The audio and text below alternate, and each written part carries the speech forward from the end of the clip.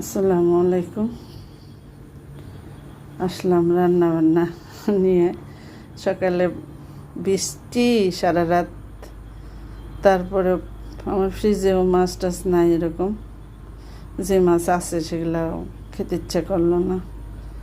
তো এই বৃষ্টির মধ্যে ভিজাই জ্বর এলো মানুষ, তারপরে কইছি একটু বাজারে যাও, অনেক দিন হয়েছে ছোটো মাছ খাই না, একটু ছোটো মাছ নিয়ে আসো। তা যে মাছগুলো এতই ছোট, এই মাছগুলো কত বড় হইলে কতগুলা মাছ হইতো, কীভাবে বেটারা ধরছে জানি না। কত রকমের মাছ যেটির মধ্যে আছে, সেপলা মাছের মতো এরকম বড় হইলেও হইতো। তো আমি একটু আলু কুচে নিচ্ছি একটা, এত কুচি করতে পারি না আবার আমি।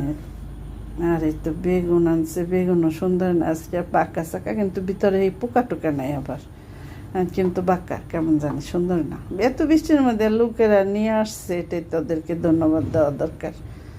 যাক, যা পাওয়া গেছে তাই, সমস্যা নাই। দিয়ে দিলাম একটু ধনিয়ার গুঁড়া আর পেঁয়াজ, কাঁচামরিচ পরে দেবো, নাহলে তো আমার হাত জ্বলে। আবার সামান্য একটু মরিচের গুঁড়া দিয়ে দিলাম, হলুদের গুঁড়ো মনে হয় তাই বেশি হয়ে গেল একটু। এই চচ্চড়িটা সাদা সাদা থাকলে খাইতে ভালো লাগে, দেখতেও ভালো লাগে। দিয়ে দিলাম লবণ, এখন দিয়ে দিব আদা বাটা, রসুন বাটা, আমার একসাথেই করা। আর এখন দিয়ে দিব হচ্ছে একটু সয়াবিন তেল। চচ্চড়ির মধ্যে আবার একটু তেল বেশি লাগে।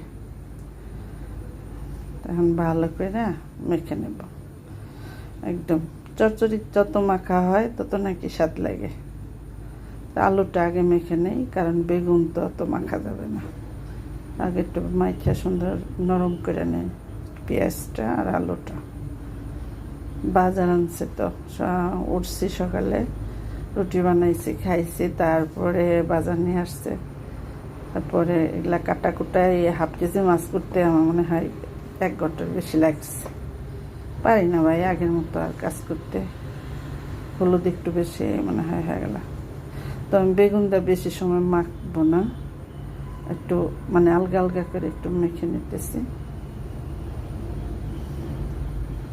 আজকে হয়তো একটু সবাই দোয়া করেন যেন ভাত খেতে পারি, মানে কোনো মাছ টাছ কোনো কিছু খেতে কেন যেন ভালো লাগতেছিল না। বলছি কষ্ট হইলো, একটু নিয়ে আসো, ছোটো মাছ রান্না করি। আর বৃষ্টি সারাটা দিন, বৃষ্টি, বন্যা চারদিকে।